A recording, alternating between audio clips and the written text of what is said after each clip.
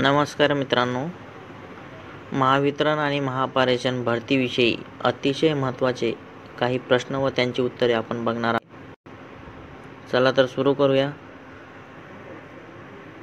आजचा पहिला प्रश्न आहे, वीज निर्मितीसाठी भारतात कोणते इंधन मुबलक प्रमाणात उपलब्ध आहे? तर या प्रश्नाचं उत्तर आहे मित्रांनो, कोळसा। दुसरा प्रश्न आहे मित्रांनो, पारंपरिक वीज निर्मिती कोणती आहे?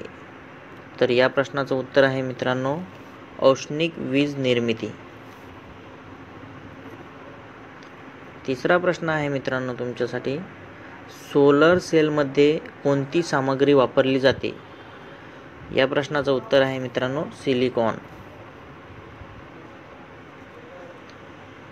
चौथा प्रश्न आहे मित्रांनो, अणुऊर्जा केंद्रात आण्विक विखंडनासाठी वापरल्या जाणाऱ्या अणुपदार्थाचे नाव काय आहे?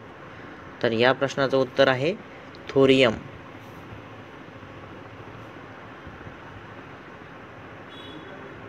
पाचवा प्रश्न आहे मित्रांनो, फोटोव्होल्टेक सेल बनवण्यासाठी वापरल्या जाणाऱ्या पदार्थाचे नाव काय आहे?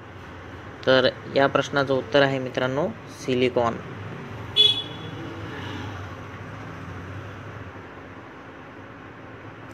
सहावा प्रश्न आहे, अपारंपरिक ऊर्जा स्रोत कोणता आहे? या प्रश्नाचं उत्तर आहे मित्रांनो, हवा।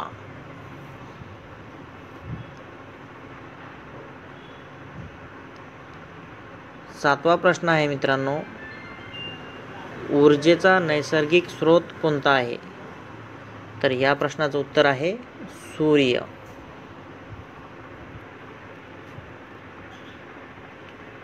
आठवा प्रश्न आहे, अपारंपरिक वीज निर्मितीचा मुख्य तोटा काय आहे? या प्रश्नाचं उत्तर आहे खराब कार्यक्षमता।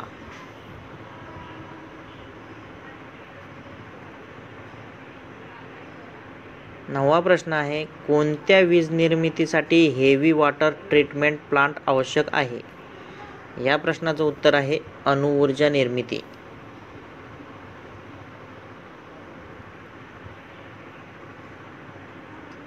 दहावा प्रश्न आहे, पवन ऊर्जा निर्मितीमध्ये कोणते उपकरण वाऱ्याचा वेग ओळखते? या प्रश्नाचं उत्तर आहे टर्बाइन कंट्रोलर।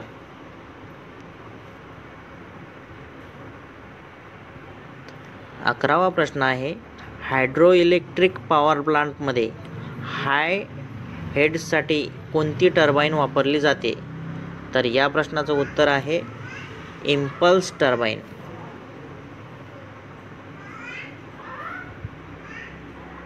12वा प्रश्न आहे, जलविद्युत केंद्रांमध्ये पेनस्टॉकचे कार्य काय आहे? तर या प्रश्नाचं उत्तर आहे टर्बाइनमध्ये पाणी वाहून नेतो।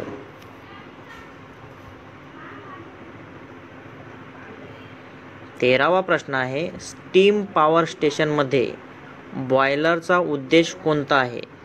तर या प्रश्नाचं उत्तर आहे पाण्याचे वाफेत रूपांतर करते।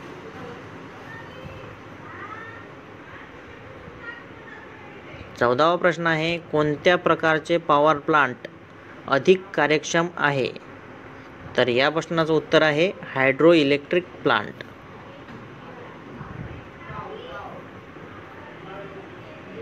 15वा प्रश्न आहे, अणुभट्टीमध्ये कंट्रोल रॉड म्हणून कोणती सामग्री वापरली जाते? तर या प्रश्नाचं उत्तर आहे कॅडमियम।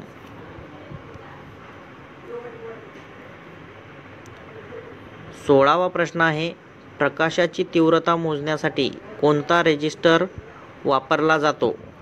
या प्रश्नाचं उत्तर आहे LDR। 17वा प्रश्न आहे, कोणता कोड सिलिकॉन सेमीकंडक्टर डायोड दर्शवतो? या प्रश्नाचं उत्तर आहे BY126।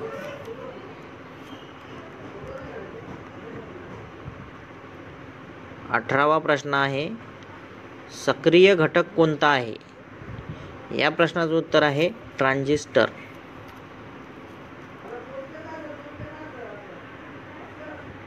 19वा प्रश्न आहे, कोणते अक्षर कॅडमियम सल्फाइड या मिश्रित पदार्थाचे संकेत देते? या प्रश्नाचं उत्तर आहे आर. 20वा प्रश्न आहे, कोणते इलेक्ट्रॉनिक सर्किट इनपुट शिवाय AC सिग्नल तयार करते? या प्रश्नाचं उत्तर आहे ऑसिलेटर सर्किट.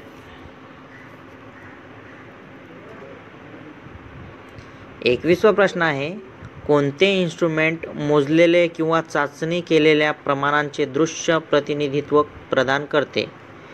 या प्रश्नाचं उत्तर आहे कॅथोड किरण ऑसिलोस्कोप.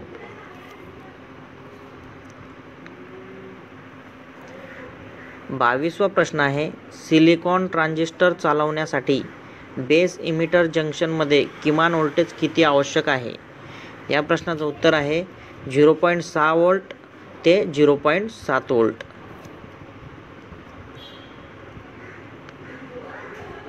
23वा प्रश्न आहे, अनुक्रमे लाल, व्हायलेट, नारंगी आणि सोने या 4 रंगाच्या पट्ट्यासह रजिस्टरचे किमान आणि कमाल मूल्य किती आहे? तर या प्रश्नाचं उत्तर आहे मित्रांनो 25,650 ओहम ते 28,350 ओहम.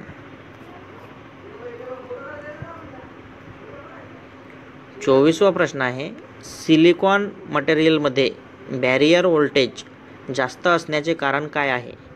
तर या प्रश्नाचं उत्तर आहे मित्रांनो खालचा अनुक्रमांक. 25वा प्रश्न आहे, युनिव्हर्सल मोटरच्या सेंट्रिफ्युगल स्विच स्पीड कंट्रोल पद्धतीमध्ये कॅपॅसिटरचा उद्देश काय आहे?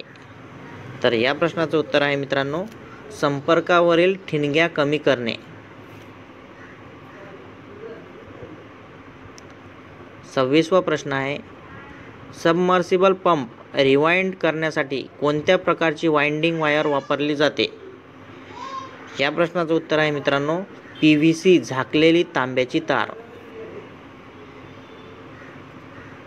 27वा प्रश्न आहे, कोणत्या प्रकारच्या AC सिंगल फेज मोटरमध्ये कमी टॉर्क असतो? या प्रश्नाचं उत्तर आहे मित्रांनो resistance start induction run motor.